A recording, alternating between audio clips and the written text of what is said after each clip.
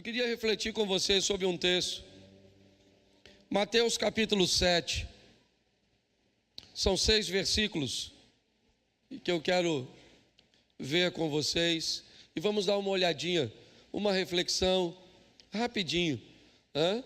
Primeiro eu vou ler todo e depois nós vamos dar uma olhada com um pouco mais de cuidado. Não julgueis, para que não sejais julgados, pois com o critério com que julgardes, sereis julgados, e com a medida com que tiverdes medido, vos medirão também. Por que vês tu o argueiro no olho do teu irmão, porém não reparas na trave que está no teu próprio?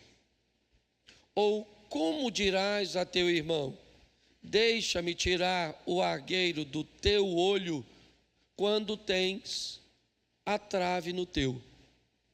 Hipócrita, tira primeiro a trave do teu olho, e então verás claramente para tirar o argueiro do olho de teu irmão. Não deis aos cães o que é santo, nem lanceis ante os porcos as vossas pérolas, para que não as pisem com os pés, e voltando-se vos dilacerem. Feche os seus olhos. Senhor nosso Deus e Pai, em nome de Jesus, eis aqui a tua palavra. Continua falando conosco, usa-me como um canal de bênção, em nome de Jesus. Amém. Glória a Deus. Amém. Bom, Jesus está diante de um discurso que pode ser visto de uma forma muito pesada, mas ele era muito pertinente no ambiente, principalmente, que ele estava ministrando. Jesus vai falar nesse texto da facilidade que temos de olhar os erros dos outros, da facilidade que temos de observar a vida dos outros, como os outros procedem, e conseguir com muita clareza sentenciarmos as pessoas, julgarmos as pessoas. Isso só é possível, em primeiro lugar, para que entendamos, porque um padrão foi estabelecido. Um padrão de obediência a Deus foi apresentado a um povo formado, por Ele, e baseado nesse padrão, todas as pessoas que infringiam esse padrão, ultrapassavam esse padrão, ele cometia o pecado, um delito. É verdade. Então não existe nada errado se um padrão não determinar o que é certo.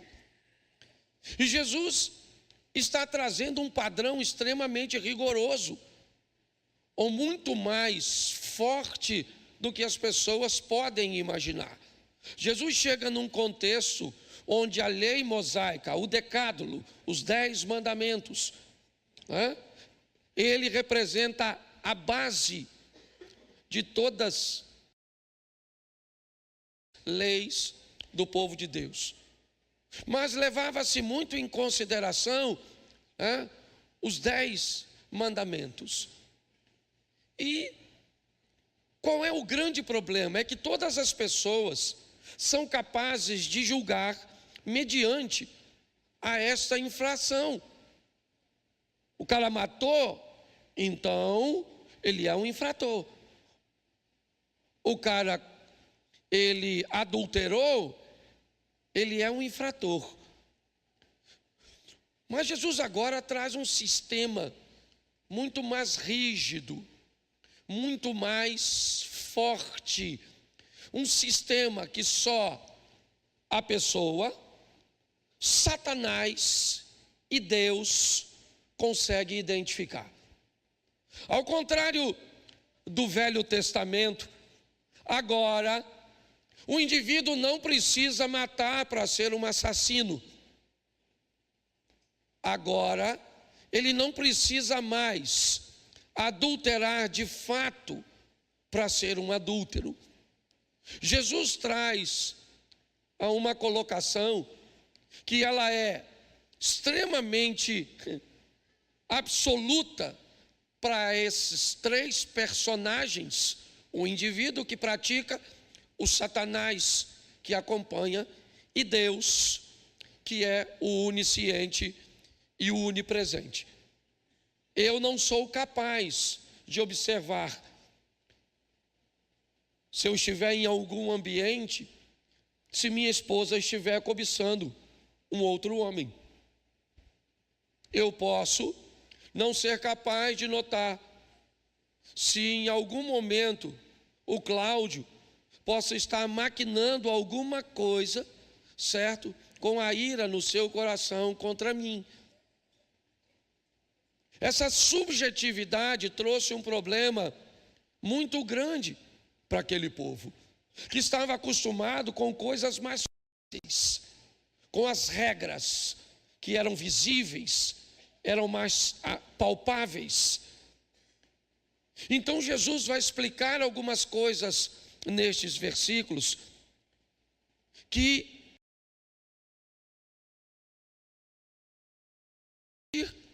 comigo. Por que é que ele expôs essas coisas? E nós não vamos fazer isso com o nosso cachorro. Nós não vamos fazer isso com o nosso carro. Nós não vamos fazer isso com a nossa casa. Nós vamos fazer isso com o nosso irmão. Assim como os 10 mandamentos, boa parte deles sempre está relacionada no relacionamento entre irmãos, porque você vê, ame a Deus sobre todas as coisas, ame o próximo como a ti mesmo, já envolveu meu irmão. Aí eu digo que não pode roubar, roubar quem? Meu irmão. Aí eu não posso matar, matar quem? Meu irmão. Aí eu não posso adulterar, adulterar com quem? Com a mulher ou com o marido da minha irmã ou do meu irmão. Aí eu não posso cobiçar, cobiçar o quê? As coisas que é do outro. Se você observar, a infração das leis de Deus sempre estabelece o relacionamento entre nós e o nosso irmão. Essa guerra, essa batalha que vamos ter que enfrentar. Então Jesus vai expor nesse texto, não apenas para os fariseus, que eram especialistas, e diga-se de passagem, estavam bem confusos, porque Jesus vem atrapalhar um modelo mental fundamentado há séculos. É verdade. E agora Jesus chega trazendo uma nova aplicação. Eles têm todo o direito de se atrapalhar com a adaptação inicial. Você pega um cara equilibrado como Nicodemos, vai conversar com Jesus, muito confuso. Sabemos que és mestre, vindo de Deus, entendemos esses sinais, mas o Senhor vem falar de nascer de novo, como é que funciona essa história? As pessoas estão muito atrapalhadas em seus julgamentos. Mas eu aprendi uma coisa biblicamente: temos que ter muito cuidado com a nossa ótica, com a forma de olharmos as coisas, pois a Bíblia diz: se os nossos olhos forem bons, nós conseguimos enxergar coisas boas, nossa vida será conduzida por um ambiente de luz. Mas se a nossa perspectiva, a nossa ótica, os nossos olhos não forem bons, certo? O nosso corpo, a nossa vida sempre andará em trevas. Porque em qualquer lugar que estivermos, sempre vamos olhar as coisas negativas. Sempre vamos olhar os erros da igreja, os erros do cônjuge, os erros do professor, os erros dos pais, os erros dos filhos, certo? Então é isso. Pessoas com os olhos ruins só conseguem enxergar, enfatizar coisas ruins. Pessoas, quando falam principalmente de pessoas, é aquela frasezinha que diz que quando Pedro fala de Paulo, Pedro fala muito mais do que de Paulo. Então a minha proposta é criar uma cultura onde nós consigamos entender o que Jesus está expondo aqui. Então vamos lá, verso de número 1, ele começa dando uma afirmação: não julgueis para que não sejais julgados. Olha só, Jesus vai falar do cuidado que precisamos ter quando nós vamos avaliar os nossos irmãos. Para isso, precisaremos de um padrão estabelecido, para estabelecermos ou fazermos esse julgamento, tá certo?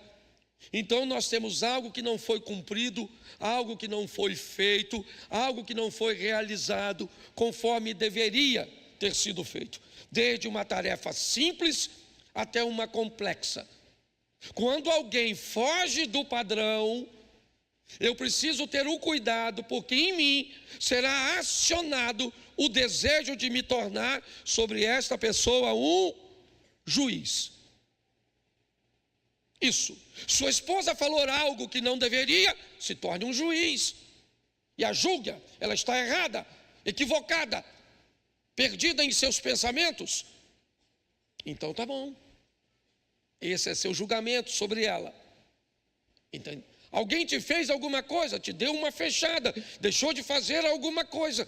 Todas as vezes que alguém fizer algo, seja essa pessoa quem for, conhecida, desconhecida, você encontre com ela apenas uma vez, certo? E nunca mais vai vê-la. Se ela fizer alguma coisa que fuja do padrão, o que vai acontecer? Você terá uma boa oportunidade de infringir este texto, certo? Julgar alguém. Essa é a grande verdade. Então a primeira coisa que eu quero chamar a sua atenção e a minha é cuidado. Quando as coisas não acontecerem segundo os padrões que deveriam, quando alguém, não for fiel corretamente à instrução que recebeu, à tarefa que recebeu, cuidado com o que você vai falar a respeito dessa pessoa. Esse é o primeiro alerta. Isso só acontece, e agora vai acontecer muito mais, porque Jesus disse ser a luz do mundo, porque Jesus agora nos deixa o Espírito Santo, e para nós isso é muito mais perigoso, porque agora nós temos muito mais clareza. As desobediências, certo? As infrações há anos atrás, elas só eram reconhecidas pelos líderes religiosos que detinham o conhecimento da palavra de Deus. Hoje não. Hoje nós podemos sentenciar as pessoas, quer através da lei de Deus, do conhecimento da palavra, ou simplesmente porque essa pessoa fez, ou deixou de fazer, ou fez algo que não devia. Porque a luz, o conhecimento, ele traz o pecado à tona. Essa é a grande verdade. Então nós temos que ter muito cuidado com essa situação. Então, se eu vou julgar, ou se eu quero ser alguém que vai avaliar alguém, vai aqui uma boa pergunta, que a maioria de nós quase sempre não temos como responder. Você conhece em torno dessa situação toda a verdade? A primeira pergunta que você deve fazer é isso: eu conheço em torno desse assunto toda a verdade? Será que o material que está sobre a minha mesa, ao lado desse martelo que eu pretendo bater, ao lado dessa sentença que eu pretendo dar, será que ali realmente está, naquele processo, todas as informações? Será que eu sou capaz de saber por que alguém cruzou aquelas portas e foi tão grosso como obreiro aqui? Será que eu sei de verdade por que aquela pessoa entrou vestida tão inapropriadamente para um culto de louvor e adoração a Deus? Será que eu consigo entender de onde procede de verdade aquele nervosismo? Dane-se, porque eu, quando fico nervoso, sou capaz de me controlar. Então, se eu sou capaz de me controlar, que todo mundo se controle. Ah, é assim? Então tá certo. Você quer pegar talvez uma virtude sua, se é que isso vai ser virtude? Então uma boa pergunta é: se eu quero me tornar um juiz, pelo menos que eu seja um juiz justo. Que eu saiba por que essa pessoa não pagou. Que eu saiba por que essa pessoa não fez. Por que será que um homem entrou aqui vestido de mulher? Uma mulher entrou aqui se comportando como um homem. Eu tenho em cima do meu tribunal verdades concretas para avaliar isso e para sentenciar essas pessoas?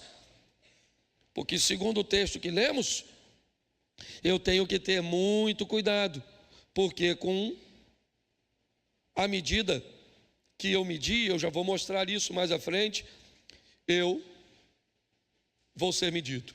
Então, pastor, o senhor está querendo dizer que se alguém comete um erro, eu não devo fazer nada, eu não devo julgar? Não, não é nada disso. O julgamento ele precisa acontecer, ele só precisa ter um padrão. Primeiro, ele precisa ter amor, porque o amor vai fazer com que você invista um pouco de tempo antes de bater esse martelinho dessa pessoa sem vergonha, desse mentiroso, desse grosseiro, desse isso, desse aquilo, que fez isso, que fez aquilo e que fez aquilo outro. Porque eu preciso entender, junto com você, que sentença será dada por um juiz desse tipo, que julgou fora da verdade, que julgou, diante de uma luz que não trazia a todos, as informações.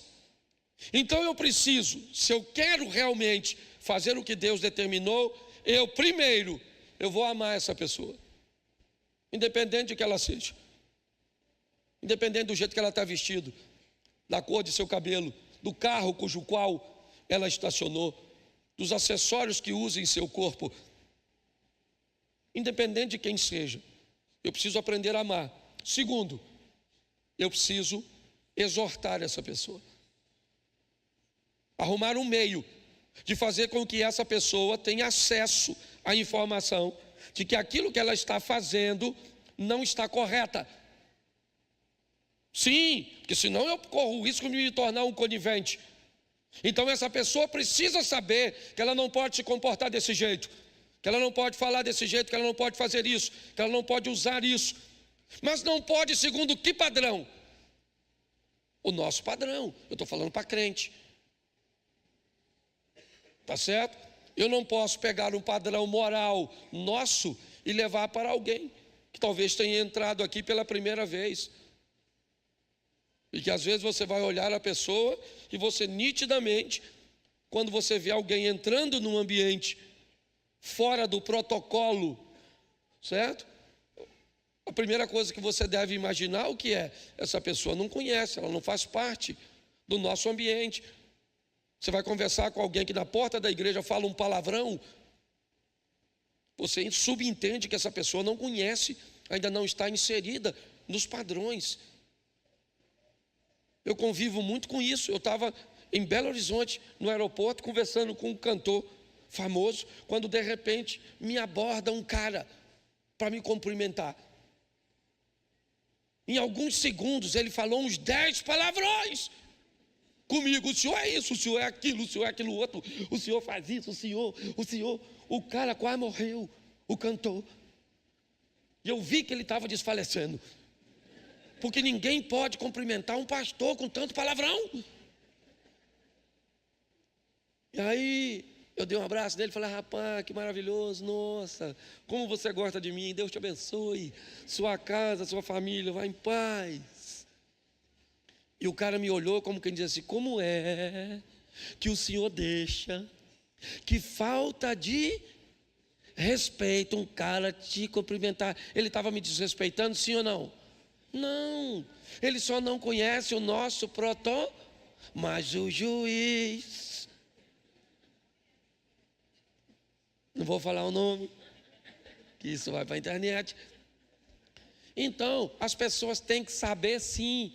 Então a Bíblia diz: alguém vacilou, você tem que chamar alguém, uma autoridade, ir lá chamar a pessoa no privado, falar: maluco, o negócio é o seguinte, a casa caiu, você fez isso e isso. Tem que ser exortado, sim ou não? Com a moça, sim ou não? Tem que ser disciplinado, sim ou não? Sim, também com amor. É assim.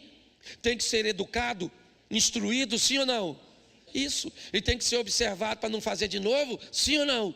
Então, antes de estabelecermos um julgamento, porque parece, né?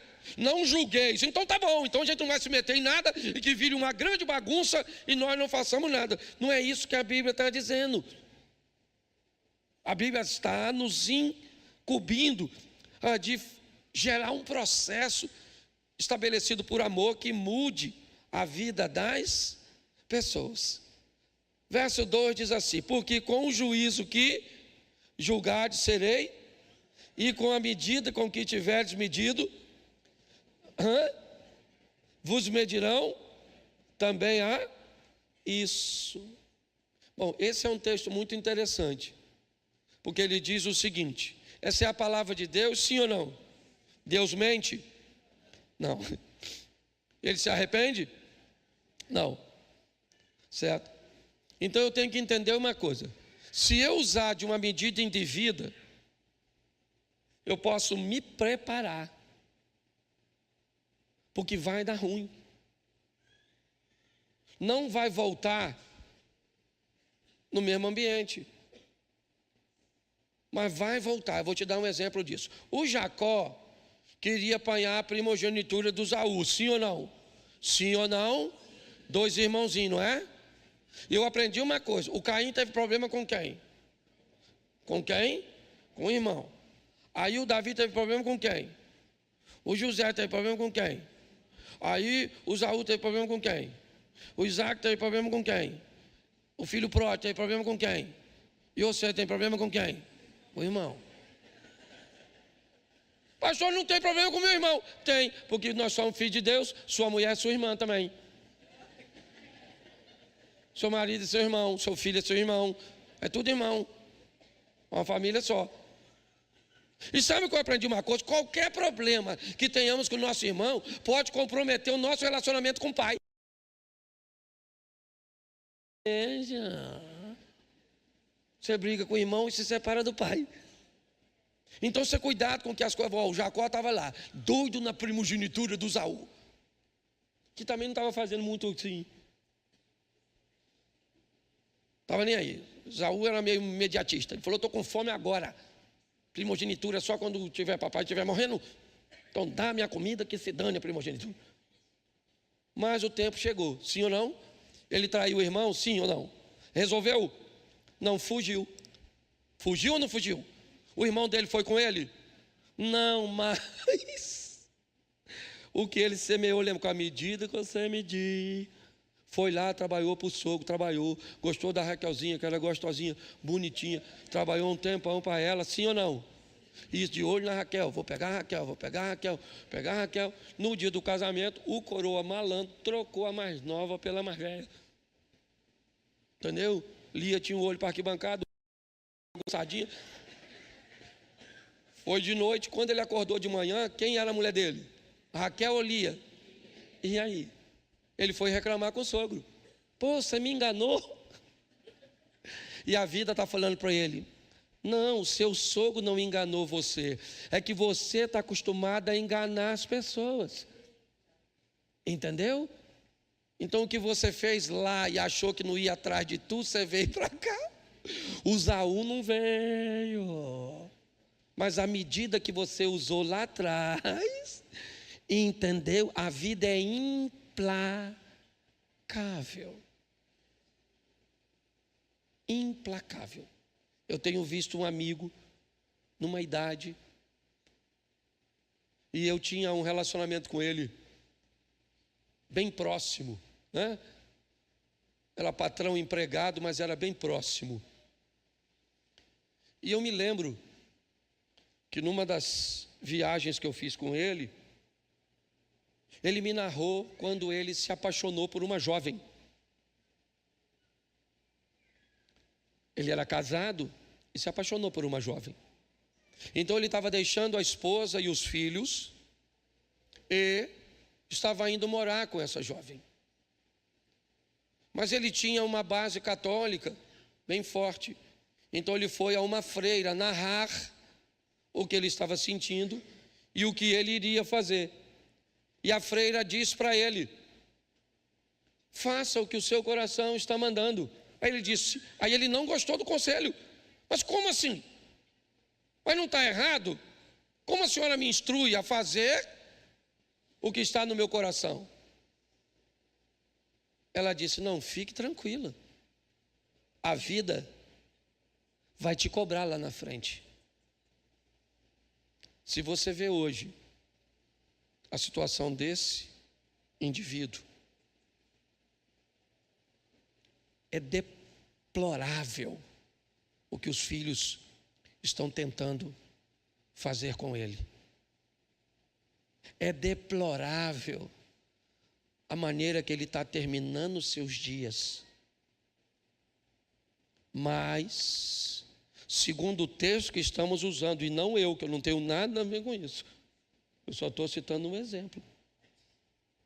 Uma medida usada lá atrás para com a família e os filhos, hoje, porque a vida é implacável. Deus é misericordioso, pode nos dar força para suportarmos, pode amenizar e em algumas questões, até em milagres, pode nos livrar. Mas a regra é: o que você plantou, você vai. É assim que funciona. Aí, o verso 3 diz assim: e por que, está aqui? Deixa eu usar essa. Depois de duas afirmações, vem a primeira interrogação. É uma pergunta. E se está perguntando, eu acho que está querendo uma resposta de nós.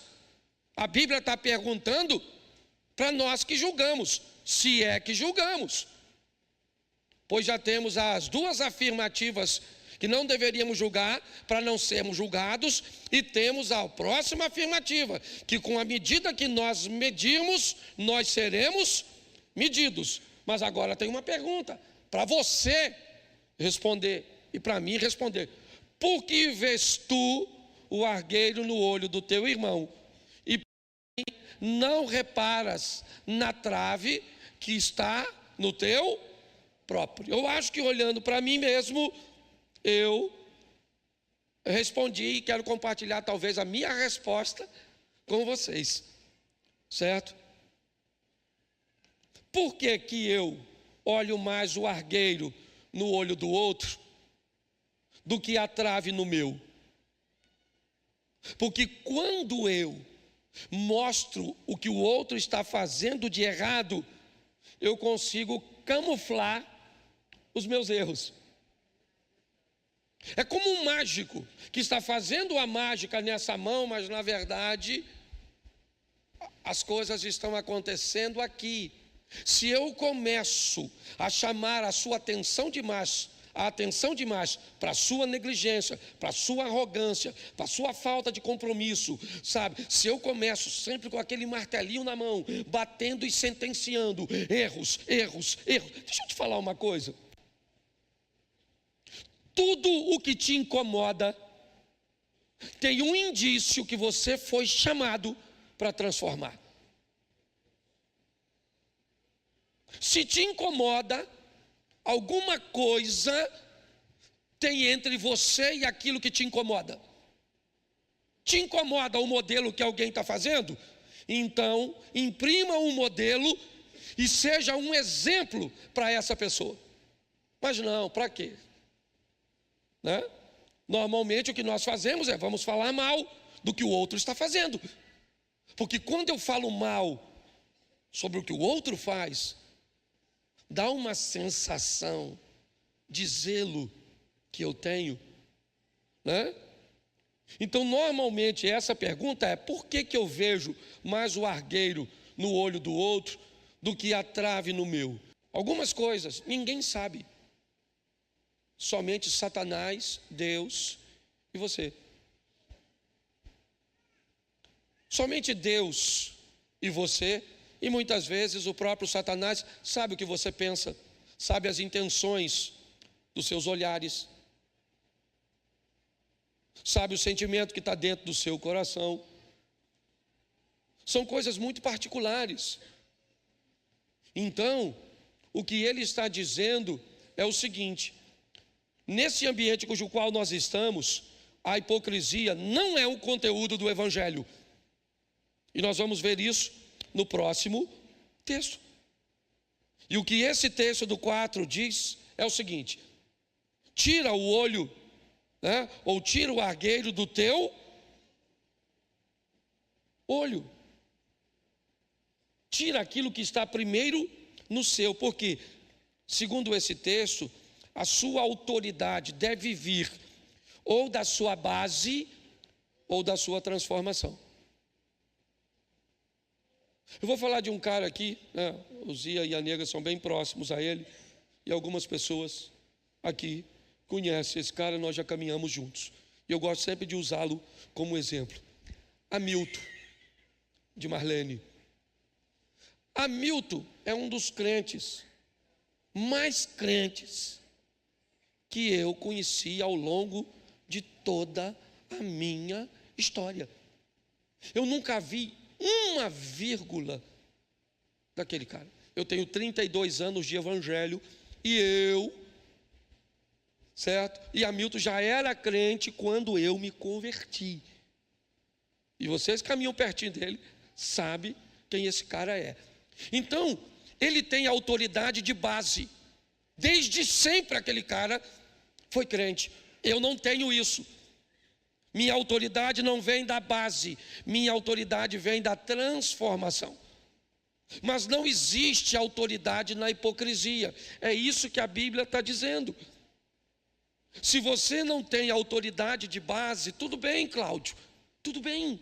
Mas pelo menos adquira a sua autoridade da transformação que você enfrentou ou viveu do seu relacionamento com Jesus.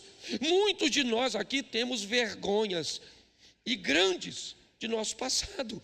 Fizemos coisas cujas quais nós sentimos nojo, vergonha, não queremos que ninguém mexa nem toque. Mas isso são coisas do nosso passado. Hoje, certo? Nós temos autoridade, porque o texto está dizendo, certo?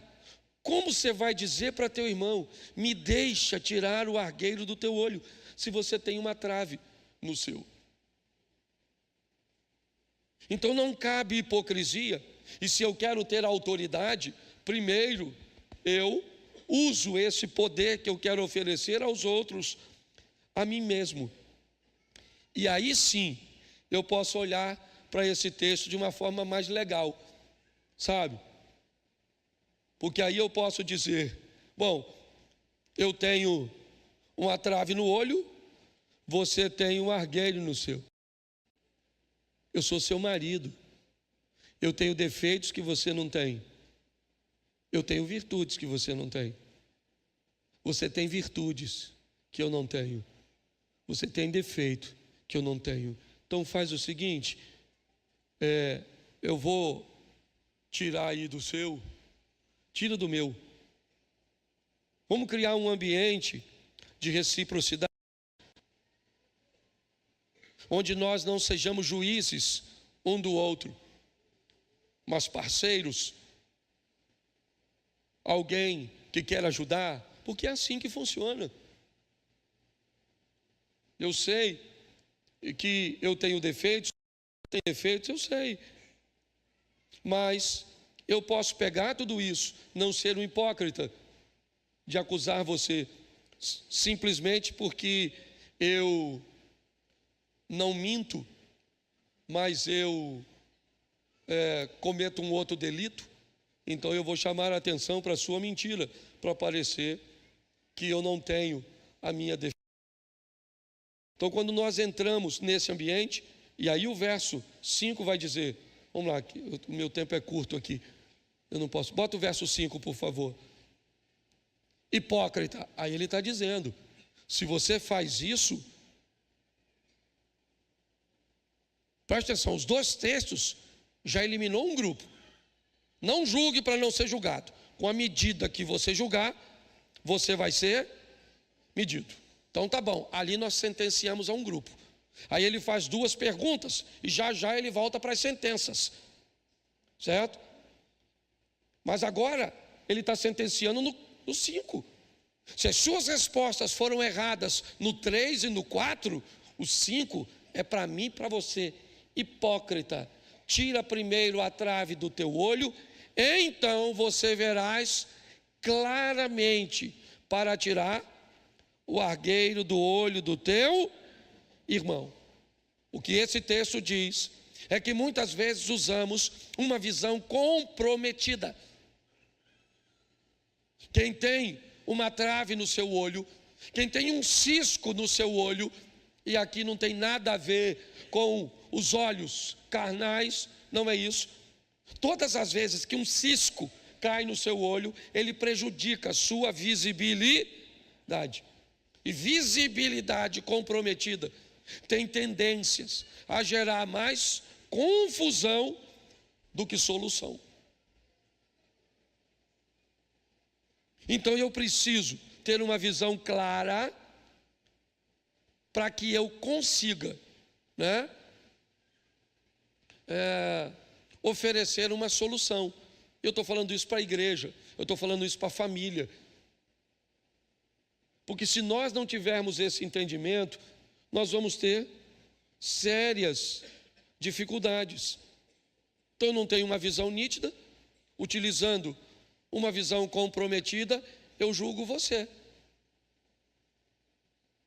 Isso. Eu não deveria fazer isso, certo? Com essa base. Por quê? Porque eu não vou ser justo. Então eu corro o risco de propagar uma mentira. E isso é uma coisa muito comum acontecer. Às vezes você acorda de manhã, alguém postou. Quem aqui já repostou uma mentira? Por exemplo, fulano morreu. E você mandou para alguém que fulano morreu. Seja franco. Para me saber. Poxa, legal. Pouca gente. Certo? Nossa.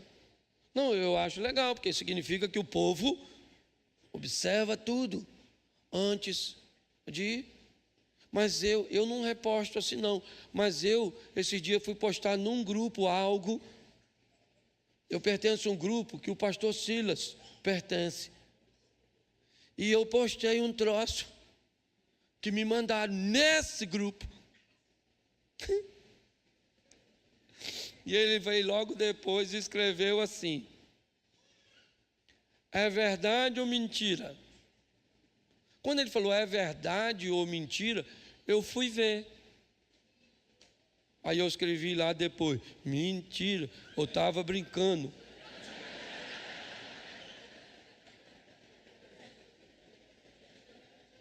Você está rindo, mas o assunto é sério. Isso é uma coisa muito simples, né? Aparentemente, mas não é não. Porque se eu propago uma mentira, deixa eu ver só como é que está a igreja. Que às vezes a igreja está melhor que o pastor. Quem aqui já propagou uma mentira mesmo sem querer, levante a mão. E agora já aumentou o número dos fiéis. Certo? Às vezes acontece.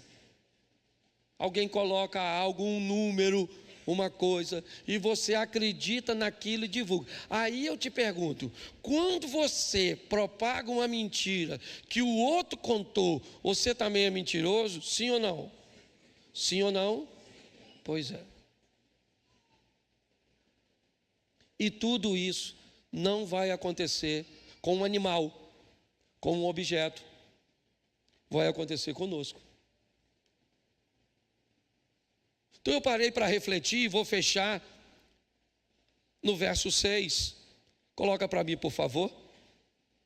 Porque ele diz: não dei aos cães o que é santo, nem lancei aos porcos as vossas pérolas, para que não as pisem com os pés e, voltando-se, vos dilacerem.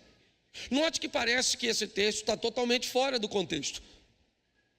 Porque ele começa dizendo: não julgue para não ser julgado. Com a medida que você julgar, você será julgado.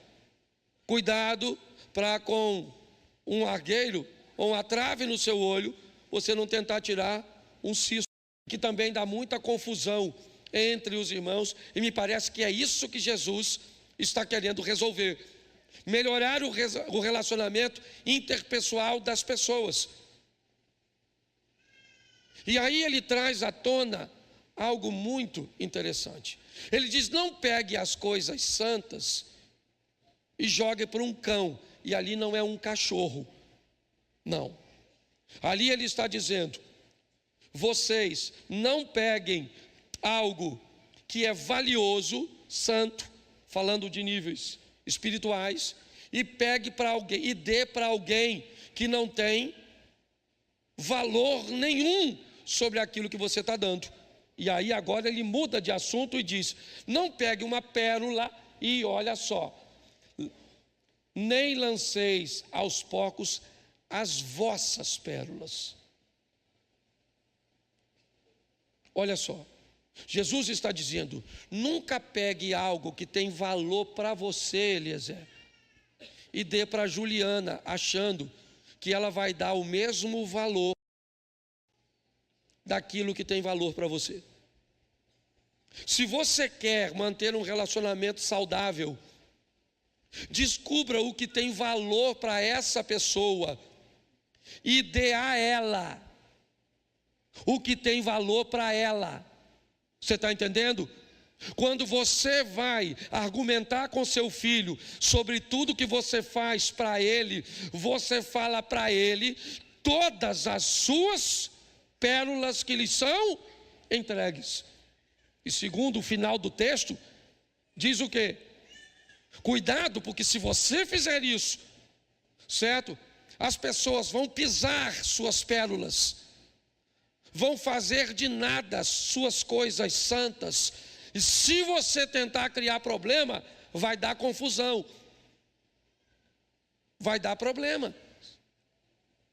Então isso nos remete a prestarmos um pouco mais de atenção nos outros, com mais responsabilidade, com menos julgamento, com nenhuma conivência, com o mínimo possível de negligência, mas com muito amor, com exortação, com disciplina, criando um ambiente onde as pessoas podem de fato ser bem melhores. Porque eu acho que o que nós estamos vivendo é: o pastor vem para cá com um martelinho na mão e vão botando sentença em cima das pessoas. E esse martelo que o pastor apresenta para você aqui, você não vai dar mole. O que você faz? Toma posse dele e leva para a sua casa. E esse martelo você usa para sua sogra, você usa para sua nora, você usa para seus filhos, você usa para seu cunhado, você usa para todo mundo. Tem amor? Não, não tem.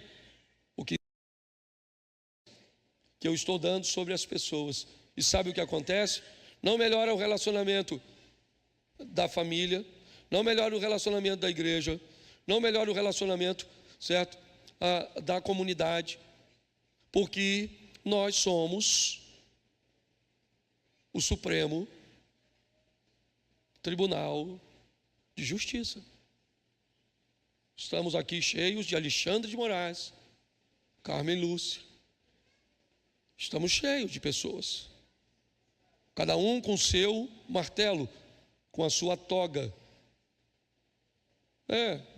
Permita fazer uma aplicação disso, porque é algo tão comum em nosso meio. Somos, na verdade, juízes. Ok? Estamos acima de tudo e de todos. Julgando o nosso cônjuge, julgando nossos filhos, julgando nossos pais. Vamos julgar os obreiros externos, os obreiros internos, vamos julgar os pastores, vamos julgar os professores, vamos julgar a turma, porque aqui, presta atenção, o telão não está funcionando, então vamos julgar o pessoal da mídia, vamos julgar a pessoa que talvez vai fechar seu carro lá na frente, vamos fazer isso. Não é assim que a Bíblia nos instrui. E foi isso que Deus compartilhou comigo, e eu aprendi uma coisa. Uma palavra, ela primeiro tem que falar comigo, para depois eu consiga com mais facilidade transmitir para a igreja. Então vamos deixar o martelinho aqui e vamos levar o amor para casa, o carinho para casa, o respeito para casa. Mas vamos levar para casa também a verdade, uma conversa sadia, saudável. Sabe para quê? Para que vivamos um lar de paz, um casamento abençoado. Até aí está tudo bem. O pior não é isso. O pior é que ia chegar um momento que alguém ia dizer: eu não entendo como Deus anda com cara desse. Bom, meu irmão, quando o nome de Deus vai para o rolo, e vai, pode ter certeza que vai. Uma hora vai para o rolo quando o seu vizinho olha seu comportamento. Uma hora vai para o rolo quando você não paga uma dívida. Quando você é envolvido numa violência doméstica, num escândalo, uma hora vai. E aí tem um problema, porque se tem uma coisa que Deus preza, é o nome dele. O nome dele é sobre todo nome. Lembra Moisés? Eu vou falar com o faraó e ele vai me perguntar quem me enviou. Ele diz: só diga para ele que o eu sou te enviou, e deixa comigo porque eu resolvo com ele. O nome de Jesus é sobre todo nome. Se você quer botar seu nome e do lado dele cristão, é bem legal, está até na moda. Mas eu vou falar uma coisa para você: a hora que o nome de Deus for para o rolo, por sua causa, meu irmão, dá uma lida no que aconteceu com Davi, porque o negócio vai ficar ruim para tu. Ah, nossa, eu quero um dom, nossa, que beleza, eu prego, eu canto, eu tenho visões, isso é muito legal. É utilitário o que você quer, beleza, mas por detrás disso, eu sei. Eu entrei no contexto do Evangelho. Sério que já é aquilo tudo ali, já estou acabando. Agora que eu notei, ninguém falou nada. Tá vendo? Ninguém vai falar, né? Desculpa. Já estou terminando, me dá mais 5 minutinhos. Todo mundo achava que por eu ser bem-humorado, é só uma questão de tempo. Eu ia estar num relacionamento extraconjugal, eu ia estar num escândalo com grana. Mas uma das primeiras coisas que eu aprendi ao caminhar com Jesus é que a hora que ele colocasse o nome dele sobre o meu, o negócio ia mudar de figura. E eu entendi o peso de tudo isso. Quando o nome de Deus vai ser mal falado pelo exemplo de Davi, Deus manda a 4ª visita, o Natan. O primeiro foi para ungir. O segundo foi para matar. O terceiro foi para desmoralizar. O primeiro conseguiu ungir, sim ou não? Sim ou não? O segundo conseguiu matar. O terceiro conseguiu desmoralizar. Mas o quarto vai conseguir restaurar. Porque eu não sei o que aconteceu com você lá. Eu sei que Deus te restaura aqui. Porque hoje nesse culto, eu quero que você entenda que Deus enviou uma palavra como Natã, para levar você de volta ao caminho. Mas é importante que você saiba o peso de tudo aquilo que aconteceu com Davi. Deus disse para Davi, através de Natã: a espada nunca mais sai da sua casa. Seu filho vai se deitar com as suas esposas.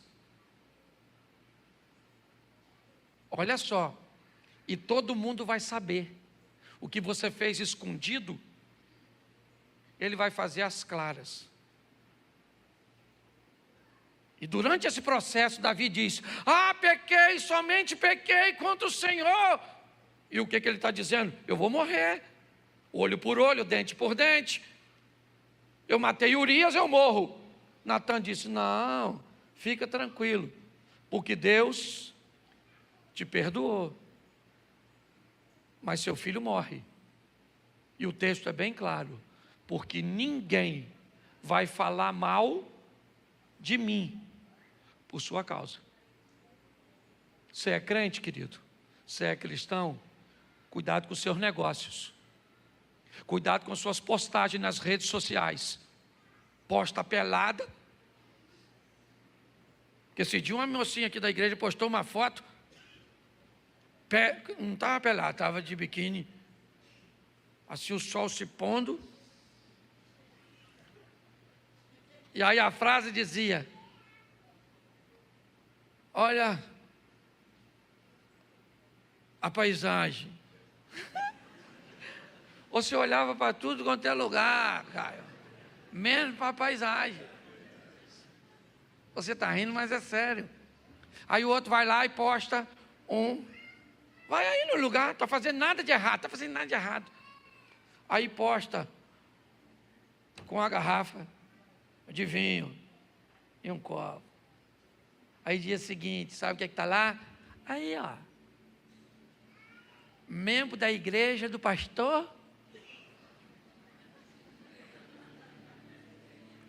servo de Deus. É porque eu não posso. A Bíblia me proíbe: não os peço que os tire do mundo, mas que os livre do mal. A minha vontade de orar é: Senhor, não precisa livrar do mal, tira do mundo, leva. Porque suja o nome da gente. Eu estou aqui lutando, não sou perfeito não, mas eu estou lutando. Porque se eu fizer uma besteira, irmão, eu falo para essa mulher, nós somos casados, eu falo para ela todo dia de manhã, falo: deixa eu falar com você, o diabo levantou hoje para envergonhar eu, você, o projeto Recomeçar, Xerém, palito no olho. Eu falo para ela, entendeu? Por quê? Porque eu carrego o nome dele. Então, vamos levar a sério esse negócio. Pastor, a carne é fraca, mas o pecado não é vitamina. Você acha que é difícil só para você? Há um complô no céu ou no inferno para desmoralizar você. Quem você acha que é na fila do pão? A chapa é quente para todo mundo. Entendeu? O diabo quer acabar com o seu casamento. Por quê? Porque isso envergonha o reino de Deus. Ele quer acabar com os seus filhos, porque isso envergonha o reino de Deus, envergonha a família. Ele quer que você não pague os outros. Ele quer que o carro da companhia entre lá e corte sua luz, porque tudo isso desmoraliza. Então, se você quer carregar o nome dele, vamos levar esse negócio a sério. Porque quando Deus falou: Davi, chega aí, maluco, sai do grupo, vem para o privado. Pô, cara, não estou te entendendo, maluco. Tu era um Zé Ruela atrás de umas ovelhinhas. Peguei você. Lembra quando você matou o urso? Eu estava lá, rapaz. O leão. E aquele gigantão? Que você ia errar aquela pedrada. Fui eu que. O Saul também, rapaz. Queria te matar. Lembra? Aquela maluca pelada. Pô, cara. Tanta mulher. Talvez não fosse tão bonita quanto aquela. Um modelo tão novo. Mas você tinha. E se a sua mulher ficasse ruim, me pediu. O que Deus. Se a sua mulher estava ruim, falava comigo, mano. Eu dava um modelo novo. Mas não, tu pegou a mulher do cara. A casa caiu, Davi. A casa caiu, irmão. Botaram meu nome no rolo. E tu vai se lascar. Entendeu? Vai ser chifrudo, sim. O que você fez escondido, seu filho Absalão vai botar chifre em você. Esse chifre do estranho já dói. Imagine, dor de casa. Acabei com o Natal, Ano Novo, tudo. A reunião familiar, tudo. Seu filho vai estuprar a sua filha. Um filho seu vai mandar matar o outro. O outro vai te perseguir. E você vai ter que fugir e se esconder em cavernas do seu próprio filho. Sabe por quê? Davizinho. Porque botou meu nome no rolo. E se tem uma coisa que eu não gosto, é do meu nome na boca de qualquer um. Aí eu falo, Senhor, nem sei se eu estou afim de ter seu nome. É tão perigoso que é melhor ir para o céu logo. Então, gente, vamos sair daqui para ser crente. É fácil? É fácil? Não, se é para você, para mim não é não. Todo dia. Às vezes eu estou lá em casa, o viajante vai lá. Quando eu vejo, ele está lá em casa. Não sei se mim, se nela. Acho que mais nela do que em mim. Mas ela está acostumada com as minhas doideiras. Às vezes está lá, nós estamos conversando. Do nada da conversa sai uma briga. Brigando por quê? O viajante. Passa, mas está sempre de passagem. Mas vai. Umas 3 vezes por semana vai, não é verdade? Às vezes está nos meninos, nos vizinhos, tem uns vizinhos lá, né? Meu Jesus. Uns vizinhos bons para receber o viajante, né? Não pode falar não. Mas é assim. Você está rindo? O bagulho é doido, mano. Mas eu gosto da visita do Natan. Porque o Natan vem para restaurar. Aí, Davi, tu não vai morrer. Deus vai te dar uma nova oportunidade. Aí vê se dá para meu filho também, para ele viver. Deus falou: o menino morre. Nossa, o menino morreu. Morreu para você, para Deus voltou para ele. Tem gente que fica revoltado quando alguém morre. Queria minha mãe aqui. Quando? Sempre. Você chorou porque ela morreu com 80. Se ela tivesse com 150, você chorava também, irmão. Do mesmo jeito. Quem ia chorar dela viver esse tempo todo era o seu cônjuge. Certo? É assim que funciona. Deus te dá uma oportunidade de restaurar a sua vida. Agora, Deus não é brincadeira não, meu irmão. Leva o nome dele a sério. Porque é chato pra caramba quando você chega num lugar e alguém diz: fui no escritório de fulano, tinha uma Bíblia em cima da mesa e um discurso sem vergonha. Fulano estava pregando o evangelho e estava saindo com a irmãzinha, fazendo isso, batendo na mulher, fazendo isso. Estão cansados de ouvir isso, meu. Uma hora esse negócio vai dar ruim para essas pessoas, porque Deus vela pelo seu nome. É difícil para todos nós, mas é possível. É possível viver uma vida íntegra, não perfeita, porque ninguém aqui é perfeito, não é isso que eu estou falando, mas é diminuindo a margem dos nossos erros. Jesus foi na casa desse cara. E sabe por que foi? Você sabe quem ajudou? Olha que coisa louca. Sabe quem ajudou Zaqueu ter um encontro com Jesus? Quem foi? Uma árvore, gente. Pasme você. Uma árvore. Porque às vezes quem te ajudou a ouvir a palavra foi um rádio, uma televisão, um celular. É só mudar, adaptar. O Zaqueu não podia ver Jesus, mas ele estava interessadíssimo. Porque ele provavelmente queria saber quem é aquele homem que não era rico, mas era famosérrimo. E o Zaqueu sobe numa árvore e fica olhando. Sim ou não? Sim ou não? Então, presta atenção. Assim como a lepra, certo? Foi para Naamã, através da garotinha, um instrumento de transformação. Os espias foram para Raabe.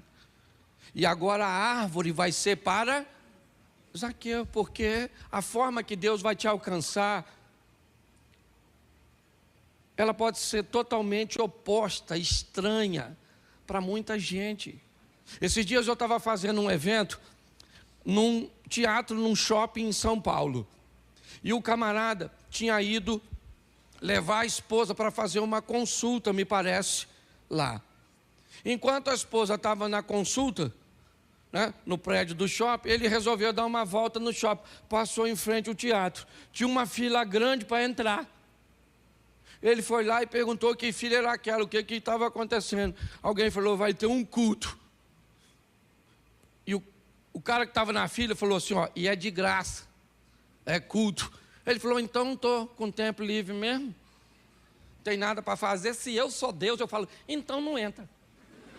Assim não serve.